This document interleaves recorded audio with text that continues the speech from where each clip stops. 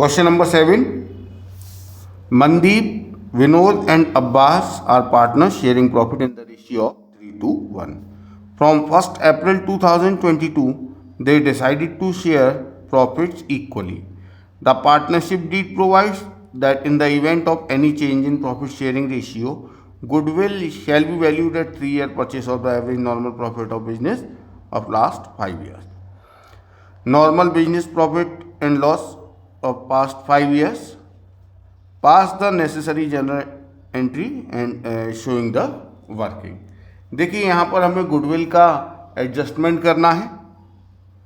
इसके लिए पहले हमें गुडविल का वैल्यूएशन करना पड़ेगा और इसके अलावा ये देखना पड़ेगा कि कौन पार्टनर गेन कर रहा है और कौन सेक्रीफाइस कर रहा है. तो हम पहले गुडविल का वैल्यूएशन कर लेते हैं. इसके लिए हमें पहले एवरेज प्रॉफिट निकालना पड़ेगा. देखिए हमें पिछले 5 साल के प्रॉफिट्स दिए हैं. 31 मार्च 2018 में 1 लाख रुपए का प्रॉफिट हुआ है. 19 में 1,50,000 का प्रॉफिट है. देन 21 में क्योंकि 2020 में लॉस है तो 21 का उन्होंने पहले प्रॉफिट दिया है 2 लाख, फिर 22 का प्रॉफिट दिया है 2 लाख और 20 में 50,000 का लॉस हुआ है तो उसे हम माइनस कर देंगे. डिवाइड बाय 5 तो हमारा एवरेज प्रॉफिट आ गया 1,20,000. अब हम गुडविल का वैल्यूएशन करेंगे. गुडविल कहा गया है 3-year purchase of average profit. तो एवरेज प्रॉफिट मेथड से आप जानते हैं गुडविल का वैल्यूएशन कैसे करते हैं. Average profit into number of purchasing year. तो एवरेज प्रॉफिट है 1,20,000 और नंबर ऑफ परचेजिंग ईयर है 3. तो हमारी गुडविल आ गई 3,60,000. अब हमें एडजस्टमेंट के लिए पता होना चाहिए किसने गेन किया है और किस पार्टनर ने सेक्रीफाइस किया है. तो देखिए पहले हमें ओल्ड रेशियो लिखना पड़ेगा. मनदीप, विनोद एंड अब्बास, इनका ओल्ड रेशियो है 3, 2 and 1 और इनका जो नया रेशियो डिसाइड हुआ है वो हुआ है इक्वली 1, 1 and 1. देखिए हम ओल्ड और न्यू को कंपेयर करेंगे लेकिन कंपेयर करने से पहले दोनों का सम ऑफ द रेशियो इक्वल होना चाहिए. इसका सम ऑफ द रेशियो 6 है और इसका 3 है. अगर इसमें हम 2 का मल्टीप्लाई कर दें तो दोनों का सम ऑफ द रेशियो सेम हो जाएगा. तो हम दोबारा से लिख देंगे ओल्ड रेशियो और न्यू रेशियो. ओल्ड रेशियो में कुछ नहीं करना, वैसे ही रखना है 3:1 और न्यू रेशियो में हमें 2 का मल्टीप्लाई करना है. तो 2 का मल्टीप्लाई करेंगे 2:2. तो देखिए मनदीप 3 से 2 हो गया. इट मीन्स इसने 1/6 सेक्रीफाइस किया है. विनोद ने कुछ नहीं किया है और जो अब्बास है वो 1 से 2 हो गया. इट मीन्स इसने 1/6 गेन किया है.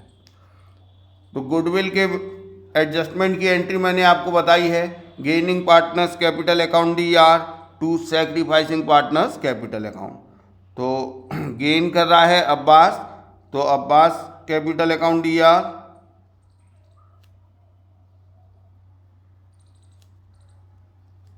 टू सैक्रिफाइसिंग पार्टनर है मनदीप टू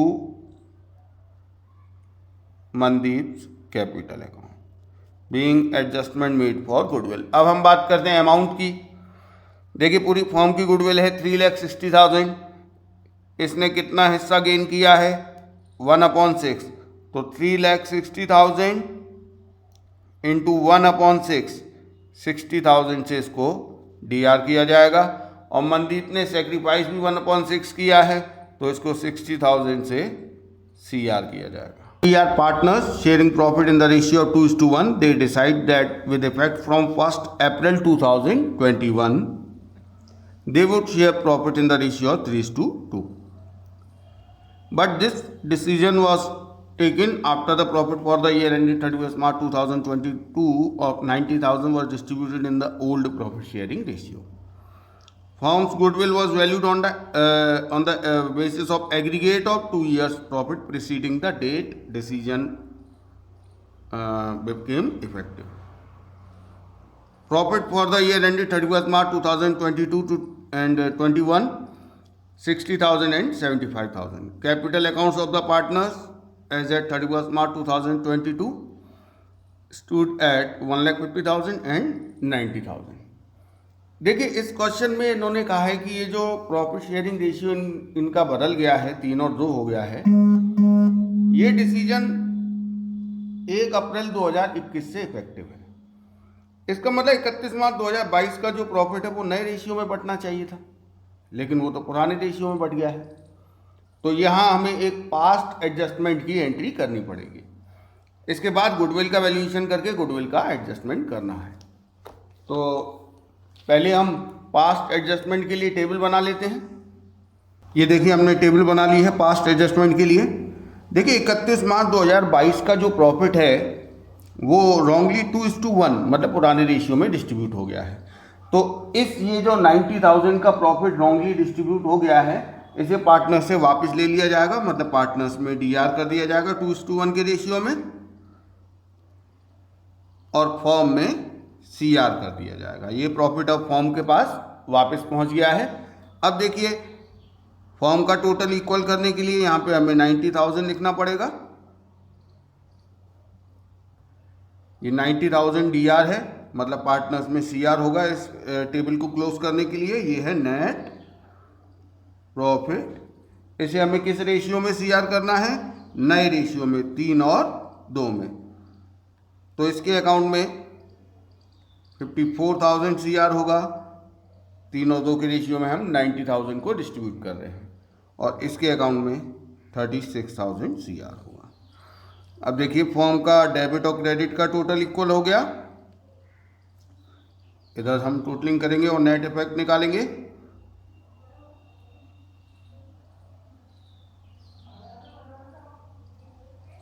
देखिए यहाँ 6,000 का डिफरेंस है और डीआर बड़ा है, और इधर 6,000 का डिफरेंस है और सीआर बड़ा है। तो यहाँ हमारी जर्नल एंट्री हो जाएगी A's capital account Dr to B's capital account being adjustment for profit. ये जो गलत डिस्ट्रीब्यूशन हो गया था प्रॉफिट का, उसके एडजस्टमेंट की हमने एंट्री कर दी। अब हमें गुडविल का वैल्यूएशन करना है, तो पहले गुडविल का वैल्यूएशन कर लेते हैं। देखिए गुडविल के बारे में कहा गया है, goodwill valued at aggregate of last 2 years profit. तो पिछले 2 साल के प्रॉफिट हमें दिए हुए हैं 60,000 एंड 75,000। तो गुडविल इनके एग्रीगेट मतलब सम के बराबर होगी, 60,000 और 75,000। तो फॉर्म की गुडविल आ गई 1,35,000। ये फॉर्म की गुडविल का वैल्यूएशन हो गया है। अब हमें गुडविल के एडजस्टमेंट के लिए ये पता करना है कि कौन गेन कर रहा है और कौन सेक्रीफाइस। इसके लिए हम ओल्ड और न्यू रेशियो का कंपैरिजन करेंगे। ओल्ड रेशियो है 2:1 और न्यू है 3:2। देखिए कंपैरिजन तभी हो सकता है जब दोनों का सम ऑफ द रेशियो इक्वल हो। इसका सम ऑफ द रेशियो 3 है और इसका 5 है, इसमें हम 5 का मल्टीप्लाई कर देंगे और इसमें 3 का। अब हम दोबारा से ओल्ड और न्यू रेशियो लिख लेते हैं। देखिए इसमें 5 का करेंगे तो ये हो जाएगा 10:5। इसमें 3 का करेंगे तो ये हो जाएगा 9:6। तो यहाँ देखिए 10 से 9 हो गया, इट मीन्स 1/15 इसने सेक्रीफाइस किया है, और ये 5 से 6 हो गया, इट मीन्स 1/15 इसने गेन किया है। तो ए ने सेक्रीफाइस किया है और बी ने गेन किया है। और गुडविल के एडजस्टमेंट की एंट्री आप जानते हैं, gaining partners capital account Dr. तो 20 capital account Dr to sacrificing partners capital account, तो 2 एस कैपिटल अकाउंट। ये है एडजस्टमेंट फॉर गुडविल। अब हम बात करते हैं अमाउंट की। तो देखिए पूरी फॉर्म की गुडविल का हमने वैल्यूएशन किया है 1,35,000, और इन्होंने गेन किया है 1/15। तो इधर अमाउंट आएगा 9,000। इसका अमाउंट हमें भरना है 6,000। तो ये आपका कंप्लीट हो गया क्वेश्चन नंबर 8। इस क्वेश्चन में ही आपसे पार्टनर्स कैपिटल अकाउंट और पूछा गया है। तो पार्टनर्स कैपिटल अकाउंट के बैलेंस दिए हुए हैं, उसमें हमें इन दोनों एंट्रीज की पोस्टिंग दे देनी है और आपका कैपिटल अकाउंट का बैलेंस आ जाएगा। देखिए, इसमें accounting of reserve, accumulated profit and losses, ये टॉपिक है। क्वेश्चन नंबर 9 है, Nitya, Anand are partners sharing profit and losses equally with effect from 1st April 2022 they decided to share future profits in the ratio of 3:2. On the date of change in profit sharing ratio, the profit and loss account had a credit balance of 1,50,000. Pass necessary journal entry for the distribution of the balance in P&L account before the change in profit sharing ratio.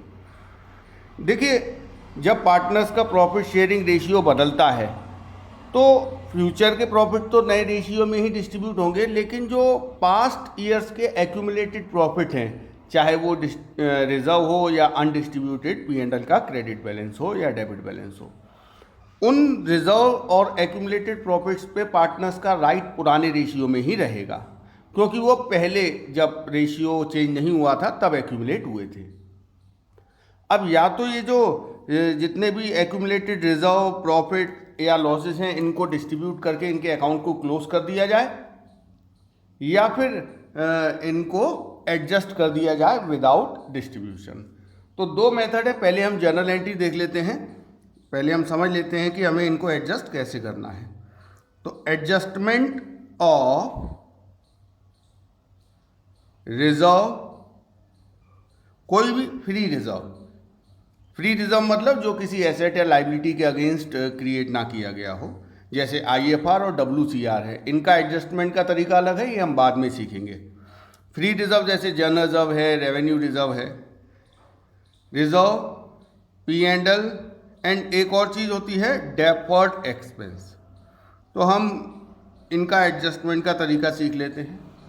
देखिए, इनका adjustment करने के दो method हैं।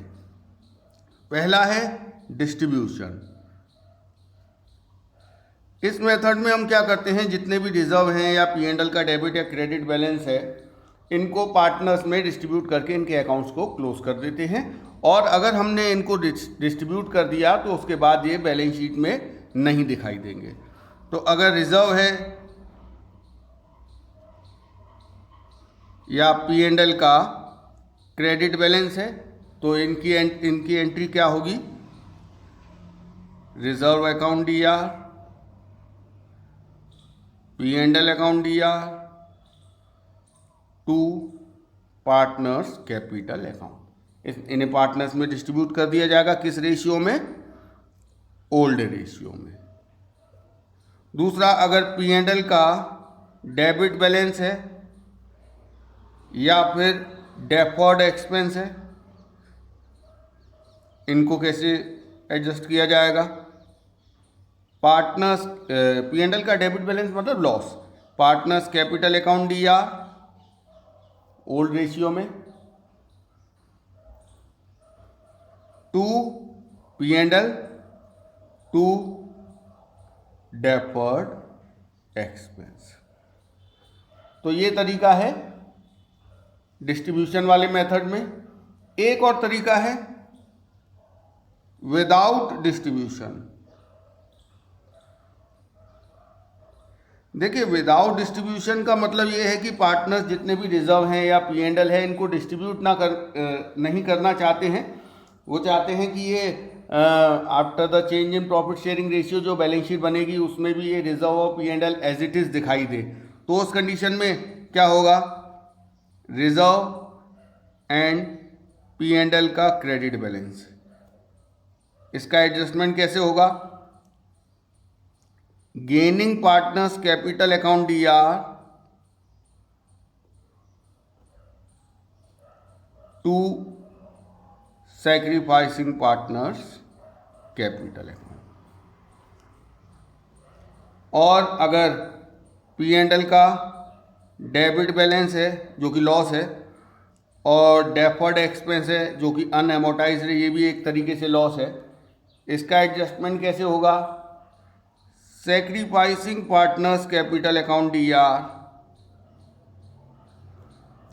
To gaining partners capital account. देखिए, reserve या P&L का credit balance जो कि गेन है, जब जो पार्टनर गेन कर रहा है, जिसका हिस्सा बढ़ गया है, तो उसका रिजर्व और P&L का जो बैलेंस है उसमें भी हिस्सा बढ़ गया। इस वजह से उसे सेक्रीफाइस करने वाले पार्टनर को कंपनसेट करना पड़ेगा। और इसका अपोजिट हो गया P&L का डेबिट बैलेंस और डेफर्ड एक्सपेंस। इसमें जो पार्टनर सेक्रीफाइस करेगा उसे फ़ायदा हो रहा है, क्योंकि जो लॉसेस हैं या डेफर्ड एक्सपेंस है, जो अनएमोटाइज्ड एक्सपेंस है, जिसको जो कि एक तरीके से लॉस है, उसमें सेक्रीफाइस करने वाले पार्टनर का हिस्सा कम हो गया। इससे उसे फ़ायदा हो गया। भाई, लॉस में अगर मेरा शेयर कम हो जाए तो ये मेरे लिए फ़ायदा है, और जिसका शेयर इंक्रीज हुआ है उसे नुकसान हुआ है। तो यहाँ पे सेक्रीफाइसिंग पार्टनर गेनिंग पार्टनर को कंपनसेट करता है।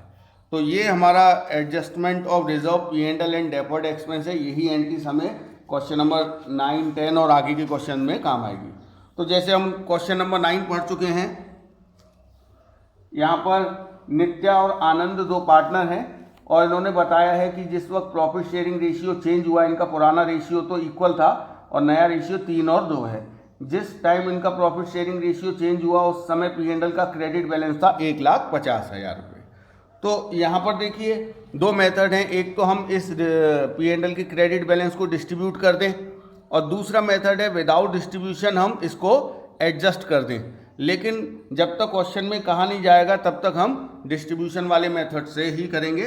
तो इसकी एंट्री हो जाएगी P&L account DR to Nitya's capital account to Anand capital account, being